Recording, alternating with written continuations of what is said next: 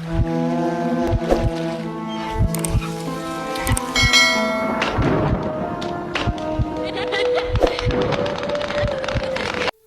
अक्षिता, वो बात नहीं। दरअसल मैं शादीशुदा हूँ। मैं तुम्हें सब कुछ दूंगा, लेकिन शादी, मैं एक पत्नी के होते हुए दूसरी शादी कैसे कर सकता हूँ? आलोक, लेकिन मैं क्या करूँ? मैंने तो तुम्हें दिल से चाहा है। मेरा तुम्हारे वाय और कोई भी नहीं। इसी उधेड़बुन में 6 महीने बीत जाते हैं। 3 महीने बाद ही आलोक अक्षिता को ऑफिस आने के लिए मना कर देता है, ताकि कोई उस पर उंगली न उठाए, और घर पर उसे हर सुविधा मुहैया कराता है। अक्षिता को 7वें महीने ही डिलीवरी हो जाती है और एक सुंदर सी प्यारी गोल मटोल गुड़िया जैसी बेटी जन्म लेती है। अपनों के लिए सबसे अच्छे उपहार। आलोक बहुत खुश है, अक्षिता भी। लेकिन अचानक आलोक को लगता है कि कब तक इस रिश्ते को निभाएगा। अक्षिता भी बार बार शादी के लिए कहती है। वो चाहती है कि उसकी बेटी को पिता की नाम मिले, समाज में एक पहचान मिले, जो आलोक देना नहीं चाहता। आलोक ख्यालों में खोया है। सर क्या हुआ सर? मैं आपसे बहुत देर से बात कर रही हूँ, आप कुछ बोलते क्यों नहीं? तुम कौन? अक्षी सर, मैं आस्था हूँ सर। आपने असिस्टेंट के लिए इश्तिहार दिया था, वही पढ़कर आई हूँ सर। सर प्लीज, मैं बहुत मजबूर हूँ, मुझे इस जॉब की बहुत जरूरत है। आंखों में आंसू है आस्था के। ठीक है, तुम कल से काम पर आ जाना। जैसे आलोक उससे पीछा छुड़ाना चाह रहे हो, और उसके जाते ही आलोक एक फोन मिलाते हैं। हेलो, उधर से आवाज आती है। कहिए बॉस, इतने सालों बाद कैसे याद किया? फिर कोई मामला सुलझाना है क्या? हीरा, पहले ये बताओ, क्या तुमने वो मामला सुलझाया था या नहीं? कैसी बात करते हो बॉस, भला हम आपसे दगा करेंगे क्या? सब सेटल कर दिया था। और बच्ची, वो भी सुलझा दिया था। लेकिन आलोक को चैन नहीं। कौन हो सकती है? वो सोचने पर मजबूर है। इधर आलोक के बेटे ने भी असिस्टेंट के लिए इश्तिहार देता है, और आस्था ही आलोक के बेटे अनीश का ऑफिस ज्वाइन कर लेती है। अगले दिन आस्था अपनी ड्यूटी पर आती है। उसे देखते ही आलोक फिर से उन बीते दिनों में खो जाते हैं। अक्षिता अपनी बेटी के भविष्य के लिए चिंतित थी। आलोक को फोन करके घर बुलाती है कि आज बहुत जरूरी काम है और तुम जरूर आना। जब आलोक अक्षिता के घर जाता है, अक्षिता साफ साफ शब्दों में आलोक को अपनी बेटी को अपना सरनेम देने की बात कहती है। आलोक कहता है कि कल वो उन्हें कोर्ट में ले जाकर के कानूनी तौर पर शादी भी करेगा और बेटी को नाम भी देगा। लेकिन उसके दिमाग में कोई शैतान प्लान बना रहा है। अगले दिन अक्षिता के पड़ोस में शोर मच गया कि अक्षिता ने आत्महत्या कर ली है और बच्ची का भी कुछ पता नहीं। पड़ोसी आलोक को फोन करते हैं। वो ये समझते हैं कि आलोक अक्षिता का पति है और वो कहीं दूसरे शहर नौकरी करता है, इसलिए कभी कभी आता है। आलोक आकर बहुत चीख चिल्ला रहा है।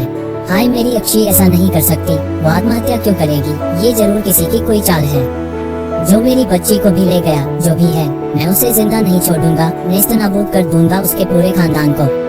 आलोक बाबा अब आलोक सर बन गए। आलोक का बेटा अनीश बाबा भी ऑफिस में आने लगे हैं।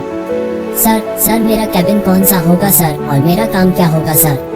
आलोक जैसे सोते से जागते हैं। इस तरह आस्था आलोक का ऑफिस भी संभाल रही है और अनीश का भी, लेकिन इस बात को कोई नहीं जानता।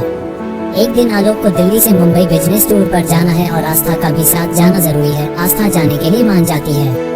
मुंबई पहुंचकर आलोक जब होटल में, जहां 2 रूम बुक करवाए थे, जाते हैं और रूम की चाबी लेते हैं तो कहते हैं कि मैडम का सामान भी उनके रूम में पहुंचा दो। ओके सर, कहाँ है मैम? अरे ये कौन है आपके सामने? इनका सामान ले जाओ इनके रूम में। लेकिन सर, हमें तो सिवाय आपके कोई नजर नहीं आ रहा। आलोक बार बार कहते हैं कि ये आस्था है उनके साथ, लेकिन आस्था किसी को नजर नहीं आती। और उधर अनीश को भी अपनी असिस्टेंट आस्था से प्यार हो गया और वो उससे शादी करना चाहता है। आलोक वहाँ मुंबई में बहुत परेशान है और जल्दी ही काम बीच में छोड़कर वापस आ जाते हैं। घर आने पर अनीश आस्था से मिलवाता है और बताता है कि वो अपनी असिस्टेंट आस्था से शादी करना चाहता है।